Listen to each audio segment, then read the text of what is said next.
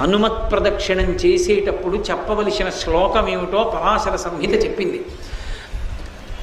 ఆయన దగ్గరికి వెళ్ళినప్పుడు ఆంజనేయం మహావీరం బ్రహ్మ విష్ణు శివాత్మకం తరుణార్క ప్రభం శాంతం ఆంజనేయం నమామ్యహం అంటూ తిరగాలి పరమ మౌనంతో. ఆ శ్లోకం ఒక్కటి చదువుకుంటూ గర్భిణీ స్త్రీ ఎలా తిరుగుతుందో అలా తిరగాలి. కనీసంలో కనీసం హనుమ జయంతి నాడు 3 మాటలు తిరగాలి. కనీస ధర్మం 3 మాటలు తిరగాలి.